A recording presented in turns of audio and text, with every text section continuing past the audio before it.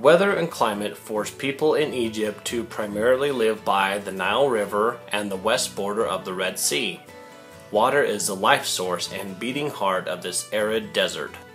In the Egyptian desert, temperatures can range from well above 100 degrees Fahrenheit in the day down to a contrasting 25 degrees Fahrenheit at night.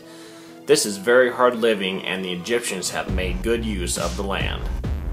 Living by the Nile River and the Red Sea provides a life source not only for the Egyptians but also allows for farming. Hundreds of miles of hand-dug trenches and canals were built in ancient Egypt and are still used today. Water is one of the most important resources in providing and sustaining life, and another use for water in Egypt is for travel. It is said that the ancient Egyptians used boats for trade as well as transporting huge stones to build the Great Pyramid. Each year between July and October, the Nile River will flood, and this swollen waterway may have provided the best means to transport the huge stones. Since water is so scarce in Egypt, traveling on water is not always an option, so the Egyptians built miles of roadway. These roads would be made with rocks that they gathered from the Nile River and the Red Sea. What do you build with when you live in the desert? The Egyptians play a huge part in the building technology that we use today. They found a way to make bricks out of sand and other natural resources available in the desert. Loamy Nile mud mixed with straw and then sun-baked made strong bricks. This method, with a little bit of advanced technology, is still used in our building today.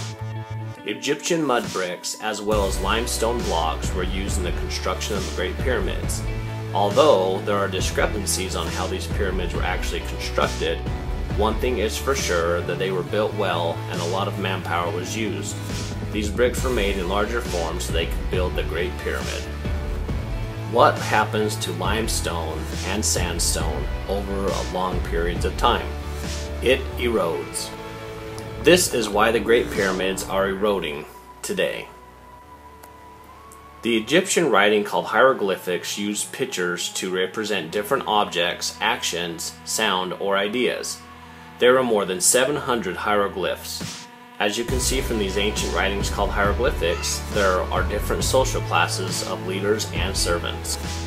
The leaders of the Egyptians were called pharaohs, and these great pyramids were built to honor them and to stand as symbols of their power. Although servants and slaves worked tirelessly for the pharaoh to build these huge structures, it was all to worship their gods. Counterpart to the men working tirelessly under the hot sun, the women stayed at home and took care of all the duties there.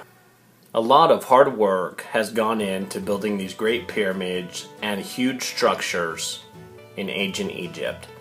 They are to symbolize power and to worship their gods.